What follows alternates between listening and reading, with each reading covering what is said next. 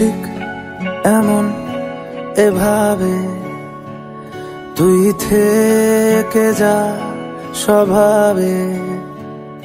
আমি বুঝেছি ক্ষতি নেই, আর তুই ছাড়া গতি নেই। ছুঁয়ে দে আঙুল, ফুটে যাবে ফুল, ভিজে যাবে গা। কথা দেওয়া থাক, গেলে যাবি চোখের বাইরে না।